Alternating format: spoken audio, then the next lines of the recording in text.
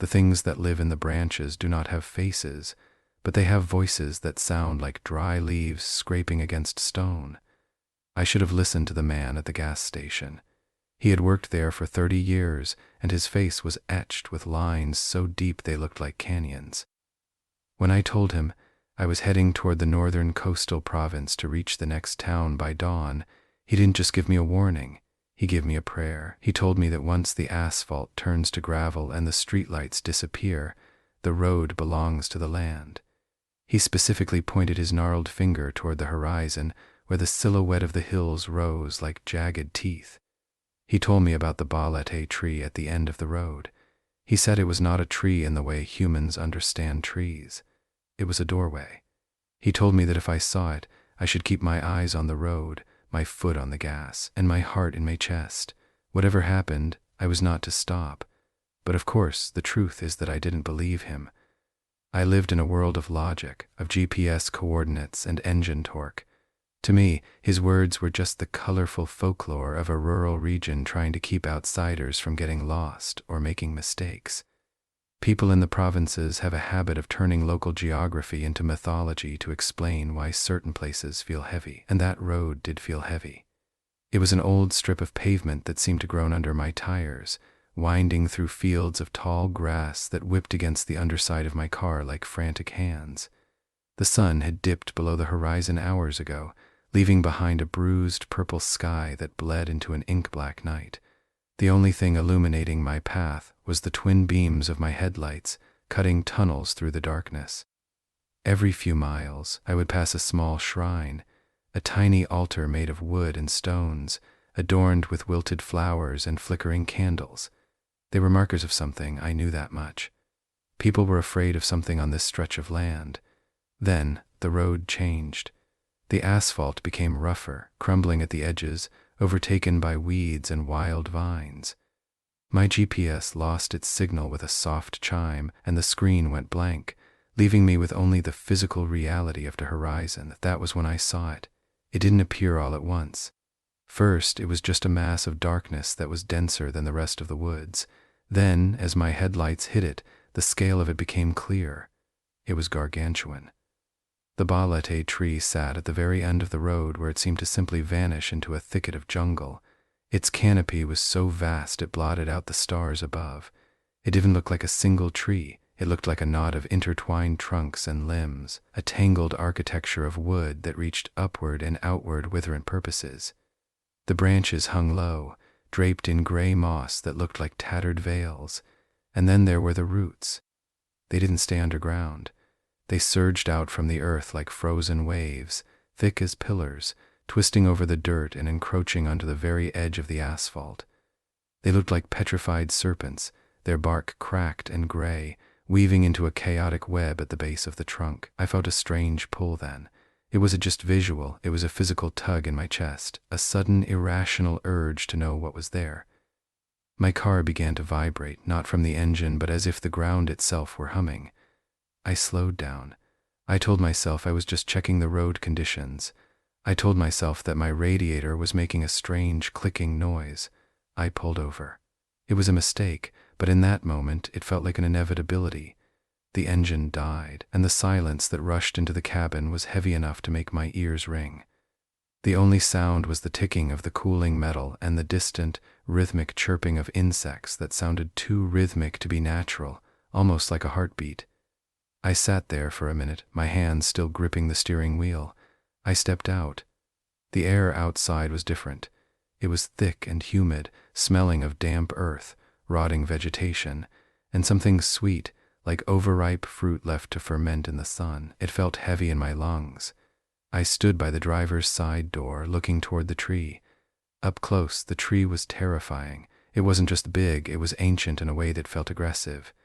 The wood didn't look like normal timber, it looked like leather stretched over bone. And then there were the sounds. They weren't just noises, they were vibrations. A faint, multi-tonal whispering began to emanate from the heart of the trunk. It wasn't one voice. It was dozens, hundreds, layered on top of each other like a choir of whispers. They were too quiet to understand, but I could hear the cadence of them, the sibilant hisses and the soft moans of those who had lost their voices long ago. I took a step toward it. My boot hit a root that felt strangely firm, almost like treading on a bone. "Who's there?" I called out. My voice sounded thin and small against the vastness of the woods. The whispering stopped instantly. The silence that followed was absolute, no insects, no wind, nothing. Then a single branch high above me groaned. It didn't snap, it moved. A heavy limb twisted downward, its tip brushing against my hair. I jumped back, my heart hammering against my ribs like a trapped bird. "And his passing through," I muttered, more to myself than to the tree. But the tree didn't care about my intentions. The ground beneath me shifted. It was subtle at first, a slight tilt in the dirt. Then I noticed it. A root near my feet moved. It didn't just move, it slid. It twisted an inch to the left, the bark grinding against the soil with a dry, rasping sound. I froze. My breath hitched in my throat. I watched that root, a thick, gnarled limb about as wide as my waist. It was twitching. It moved again, a slow, deliberate contraction like a muscle relaxing. Then another one 3 feet away pulsed. The scale of the horror began to sink in. This wasn't a tree that sat still. The ground around it was alive. The roots were not just growing, they were reacting. They were searching. I took another step back toward my car, but my foot caught on a protruding root. As I stumbled, I felt something wrap around my ankle. It wasn't wood. It felt like cold, leathery skin. It was firm and textured, and as I looked down, I saw the root constrict. It didn't just stay there, it tightened, pulling me toward the base of the trunk. "Help," I tried to shout, but my throat felt tight, as if a hand were squeezing my windpipe. I yanked my leg back with all my strength. The root let go, but not before it left a raw mark on my skin, a bruise that appeared instantly, dark and angry. It looked like the shape of a fingerprint pressed into my flesh. The whispering started again, but this time it was closer. It wasn't coming from the tree anymore. It felt like it was coming from the ground beneath me. The voices were clearer now. They weren't just whispers, they were fragments of words. I heard names, I heard pleas. I heard a woman's laugh that ended in a choked sob. I scrambled toward my car, my hands shaking so much I could barely grip the door handle. I dove inside and slammed the lock. My breath came in ragged gasps. I didn't turn on the lights. I sat in the dark, watching the shadow of the tree loom over the roof of my vehicle. The silence was gone again. Now there was a scraping sound. It was coming from outside. Scritch, scritch, scritch. Something was moving against the metal of the car. Something with claws or hard edges was dragging itself along the side panels. I could see the silhouette of branches swaying in the moonlight, but they were moving with the wind. They were moving with intent. They were reaching for the door, probing the seams of the frame as if trying to find a way inside. I grabbed my flashlight and clicked it on. The beam cut through the gloom, hitting the side of the car. I saw them then. They weren't branches, or rather, they were branches that had been modified by something else. They were tipped with long, needle-like thorns that moved independently, twitching like the feel tails of insects. They were weaving together, forming a cage of wood around my car, and in the gaps between the twisted limbs I saw faces, or the suggestion of them. They weren't human faces, but they had features that mimicked ours. Eyes that were nothing more than hollow pits, and mouths that remained frozen in an eternal, silent scream. They were fused into the wood, their skin becoming bark, their hair turning to moss. These were the ones who had died near the tree, the ones whose souls had been harvested by the Balete. The whispering grew louder, a cacophony of overlapping screams and prayers that seemed to vibrate through the glass of the windows. It was a physical weight, a pressure in my ears that made my nose bleed. A single drop of blood fell onto my dashboard. "Please, let us in." The voice didn't come from outside. It came from the speakers of my car's stereo system, which was turned off. It was a distorted, garbled sound, as if the words were being filtered through miles of wet earth. I squeezed my eyes shut, praying to a God I hadn't spoken to in years. The tree wasn't just a plant. It was a collector. It took the ones who stayed too long, the ones who stopped to rest, and it wove them into its structure. They became part of its defense, its communication, its growth. Then came the knocking. It wasn't a knock on the door. It was a rhythmic thumping against the roof. Thump, thump, thump, like someone was jumping on top of the car. I looked up through the glass. The branches above were descending, weaving together to block out the moon. They were forming a ceiling over my vehicle. I tried to start the engine. The key turned, but the starter motor only groaned and clicked. It felt like something was jammed into the machinery beneath the hood. I could hear the grinding of metal on wood. Something had grown into the engine block while I wasn't looking. The roots were moving again. I could see them through the windshield. They were creeping across the ground, their tips reaching for my tires. They didn't just move, they slid like snakes, flowing over the dirt and onto the asphalt. They were seeking the heat of the engine, the spark of the electricity. I grabbed a heavy wrench from the glove box and began to smash at the window, hoping to break out, to run into the woods, anywhere but here. But as soon as I struck the glass, the whispering stopped. The entire forest went silent. The insects ceased their chirping. Even the wind seemed to hold its breath. A voice, clear and distinct, spoke from the front passenger seat. It didn't come from a person, it came from the very air inside the cabin. "Why do you struggle?" It was a man's voice, that it sounded as if it were being spoken through a mouthful of dirt. It was hollow and heavy. I froze, the wrench still in my hand. I didn't move, I didn't breathe. I stared at the empty passenger seat. "The wood is hungry," the voice continued. "The roots are long, and have wandered too far from the path of your own life." I looked out the window again. The branches were no longer just swaying, they were pressing against the glass, molding themselves into the shape of hands. They pressed against the panes, their fingers searching for any crack, any weakness in the barrier between us. I saw a face form in the wood of the dashboard, a knot of wood that shifted and bloomed into a nose and two islets. The tree was watching me through every part of my world. It wasn't just around the car, it was inside the car. It was using the matter of the vehicle to manifest its presence. I looked at the road behind me. It was gone. I couldn't see where I had come from. The vines and the roots had surged forward, weaving a wall of brambles that blocked the way back. There was only the tree. There was only the circle of the road that led to nowhere. The heat in the car began to rise. It wasn't the engine, it was a biological warmth, like the heat of a fever. The smell of rotting flowers became overwhelming. I could feel my skin beginning to itch, and when I looked at my arms, I saw small green shoots beginning to emerge from my pores. They were tiny, microscopic at first, but they were growing with terrifying speed. I realized then that the whispering wasn't a choice. It was an invitation, and by stopping, I had accepted it. The roots outside began to wrap around the tires, pulling the car lower toward the ground. The metal groaned as it was squeezed. The earth beneath the wheels began to soften, turning into something more like mulch than dirt. I looked at the dashboard again. The wooden face was changing. Its eyes, the two dark holes, seemed to dilate. "Stay," the voice whispered. It wasn't coming from the passenger side anymore. It was coming from inside my own head. "The roots are so very long, and the night is so very old." I reached for the door handle again, not to escape, but out of a desperate need to feel something other than the rising heat in my skin. As my hand gripped the metal, the root that had trapped my ankle earlier began to pulse with a dull, rhythmic glow. It wasn't light, it was the color of a bruise.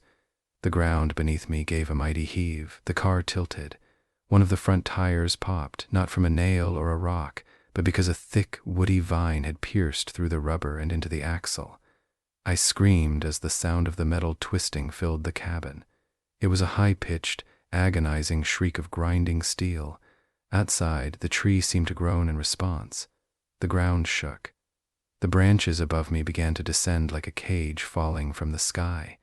They interlocked, forming a dome over the car, trapping me in a cocoon of wood and shadow. The smell of wet earth filled my nose so thick I could taste it. It tasted of copper and ancient decay. My hands were shaking so much that I dropped the wrench. It hit the floor mat with a thud that sounded like a drumbeat. I looked out at the trees surrounding the road. They weren't just trees anymore. They were figures. Tall, thin shapes made of bark and vine, standing perfectly still in the shadows. They were the ones who had stopped before me. They were the ones who hadn't been fast enough or brave enough to keep driving. They were waiting for me to join them. The roots continued their slow, inevitable crawl. They didn't care about my fear. They didn't care that I was a man with a life, a home, and a future. To the Balete, I was just more mulch. I was another name to be added to the choir of whispers. I was a new knot in the wood. The crackle of something snapping behind my ear made me jump. A vine had forced its way through the rear window. It didn't have leaves. It was just a thick gray cord of plant matter that moved with the grace of a snake.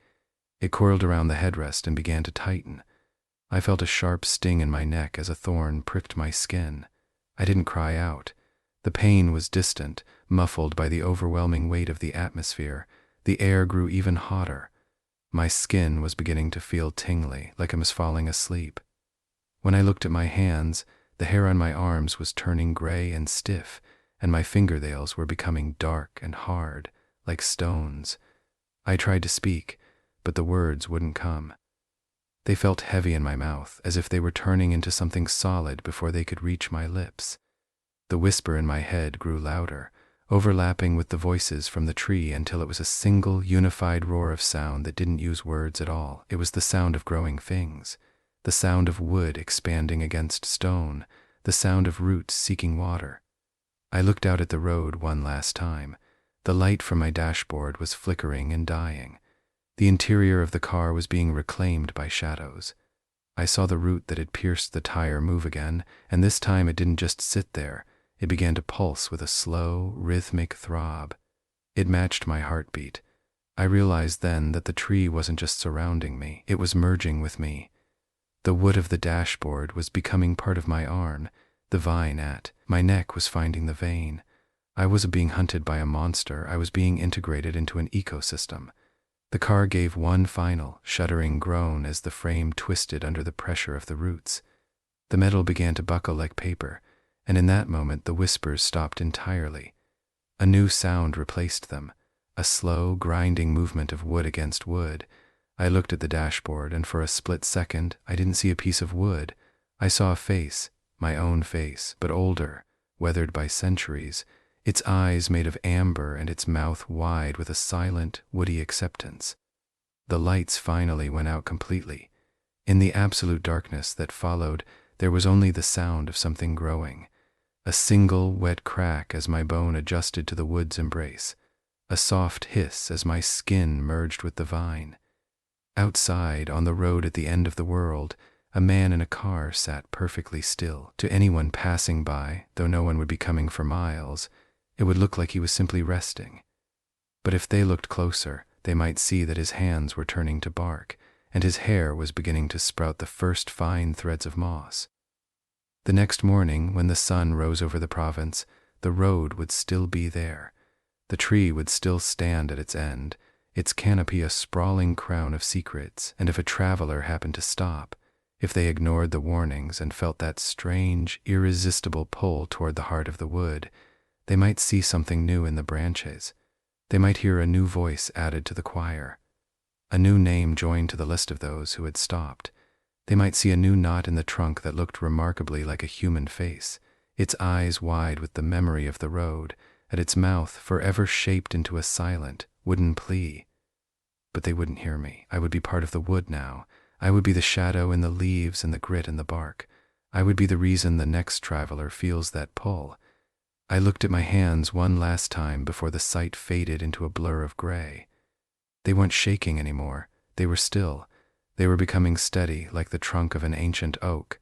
The roots had reached me. The tree had found its newest branch. Is it the land that is haunted, or is it just the fact that some things are so old they have forgotten how to be anything other than what they are? The Balete doesn't move because it wants to. It moves because it is alive in a way humans cannot comprehend. It grows toward everything that stands still. It reaches for every soul that pauses. I can feel the sap rising in my veins now. It is thick and slow, carrying the minerals of the earth and the memories of those who came before me. My thoughts are becoming fragmented, drifting away like leaves in a stream. I am no longer thinking about my home or the road behind me. I am thinking about the soil. I am thinking about the rain that will fall on these leaves in 3 months' time. The car is no longer mine. It is just a shell of metal and glass, a husk being slowly crushed by the embrace of the earth. I can hear the roof buckling. The sound is like a heavy door closing. The question isn't why I stopped. The question is what happens to the part of me that is still human while the rest of me becomes wood. Does it fade away, Or does it just go deeper into the core of the tree where the voices are loudest? I can feel the roots winding around my heart. They aren't hurting me anymore. They are simply occupying the space. They are filling the hollows in my chest with the substance of the forest. My heartbeat is slowing, becoming a deep, resonant thrum that matches the vibration of the trunk. Wait, did I hear something? It was a sound like a footstep on gravel, not out there, but inside the sphere of the tree's influence. It was the sound of someone else approaching. I try to call out, but my throat is filled with the taste of lichen. My voice comes out as a dry rustle, a whisper that blends perfectly with the other voices in the branches. Stop, I want to say. Do not stop, but the words are replaced by the truth of the wood. Welcome, the tree says through my lungs. Stay. The light of the moon is being eclipsed by a heavy branch that has finally settled across the roof like a crown.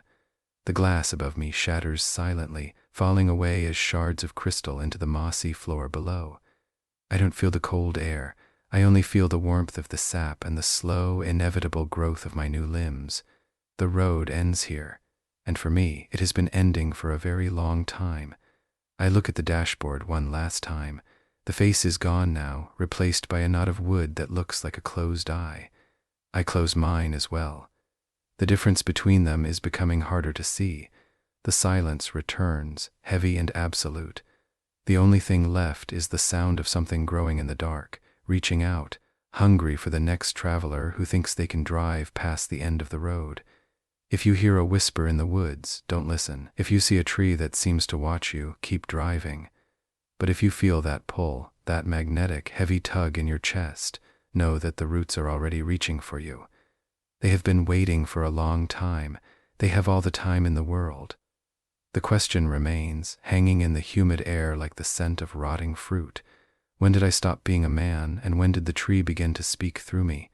Or perhaps there was never a difference at all. Perhaps we are just different kinds of wood, waiting for our turn to join the grove. The road is long, but it always ends eventually. And some endings aren't places on a map. They are textures in the bark and shadows in the leaves. I can feel my skin becoming rougher now. The hair on my arms is falling out, replaced by tiny microscopic pores that weep a sticky, clear sap. It feels like home. A strange, terrifying, beautiful kind of home. I am becoming part of the architecture of the woods. I am becoming a guardian of the road's end. The voices in the tree are no longer separate from mine. They are all the same voice now. A chorus of those who stopped, a symphony of the rooted on the still. We are the ones who tell the others not to stop. We are the warning that is eventually ignored. The wood is thick. The night is deep. My name is forgotten, replaced by the sound of wind through the leaves. I am no longer a traveler. I am a destination. If you find my car, do not stay. Do not look for me in the wreckage of the metal. Look instead at the tree behind it. If you see a face in the trunk that looks familiar, turn your eyes away. It is not a ghost. It is just a memory of someone who thought they were going somewhere else. The road continues for others. For me, it has become a circle. I am the center of it now. The roots have reached my heart, and I have found that it is not made of flesh anymore. It is made of earth. It is made of time. I see a flicker of light in the distance. A pair of headlights cutting through the trees. They are coming. They are following the road. They will see the tree at the end of the path. They will feel the weight of the air. They will hear the whisper that I once heard. I want to scream a warning, but my throat is wood and my lungs are moss. Instead, I join the chorus. Stay, I say, but it comes out as a rustle of leaves. Stay, the car is buried in shadow now. The roots have finished their work on the tires, pulling the frame into the soft earth until only the roof is visible. The metal will rest away over decades, but the wood will remain, growing larger and stronger with every soul it claims. I am not afraid anymore. Fear is for those who still have hearts that beat of blood. My heart beats with the slow, steady pulse of the earth's core. I am rooted. I am settled. The next traveler will arrive soon. They will see the tree. They will hear my voice in the wind, and they will wonder why it sounds so much like their own. Is the road still there behind me? Does anyone else still drive toward the coast?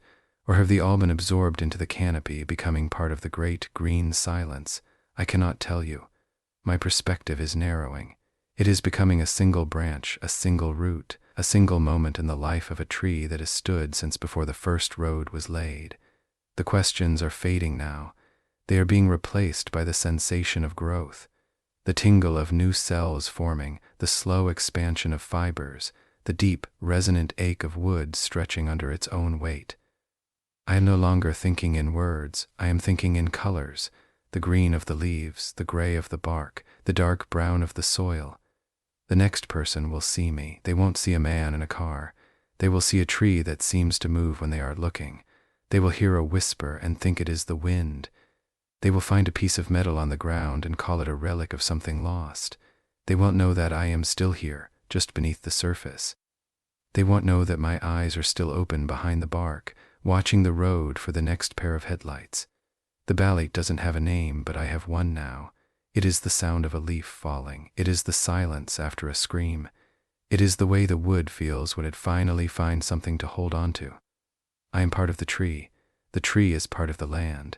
The land is old, and it has a very long memory, and I am a new page in that memory written in sap and shadow.